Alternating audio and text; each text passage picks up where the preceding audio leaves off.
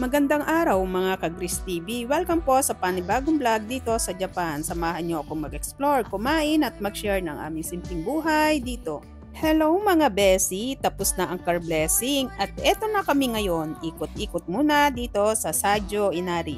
Grabe, ang ganda ng lugar, ang peaceful, parang bawat hangin may dalang thank you Lord feels. At habang nagse-selfie ako mga besi, sabi ko sa sarili ko, ang sarap pala ng feeling kapag nabigyan ka ng bagong simula. Hindi lang yung blessing ng sasakyan, kundi yung blessing ng peace of mind, ng safety at ng bagong pag-asa. May mga panahon talaga sa buhay na paikot-ikot tayo, parang walang patutunguhan, pero kapag nanahimik ka saglit, doon mo marirealize may direction pala talaga lahat. Kaya ngayon, habang naglalakad ako, kami habang nagbibideo, habang kumakaway sa kamera, sabi ko, ang saya lang kasi andito kami buo payapa blessed. Sometimes, mga besi, happiness isn't about having something new. It's about being grateful for the moment you are in. Yung tipong kahit simpleng lakad lang, nagiging memorable kasi kasama mo yung mga mahal mo o pamilya. So yes, mga besi, after the blessing, we took a little walk, took some photos, laugh, and just breath in the calm.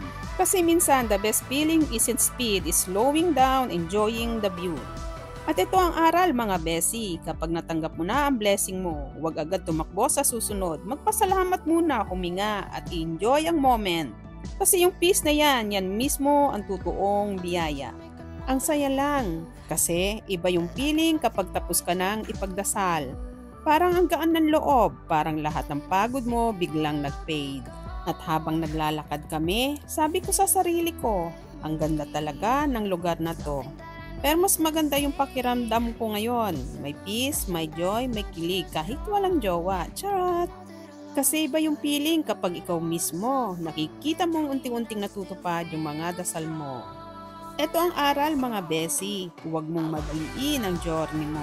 Lahat ng blessing dumarating sa tamang oras. At pag dumating na yung sayo, huwag mong kalimutan magpasalamat at mag-enjoy. Kahit simpleng selfie lang sa tabi ng blessings mo, yun na yung reward. So eto kami ngayon, chill mood, selfie mood, thankful mood. Kasi minsan mga besi, ang totoong luxury sa buhay, yung peace of mind at kontento tayo kung anong meron tayo. Ako nga pala si Gris TV and this is your kilig hugot and healing mula dito sa Japan. Don't forget to like, share, and subscribe. Kita-kits sa next adventure. Matulog kang may ngiti at gumising kang may pag-asa. Salamat po sa panunood mga ka-Gris TV. Huwag kalimutang i-like, i-share at mag-subscribe. Kita-kits sa susunod kong vlog. Bye-bye!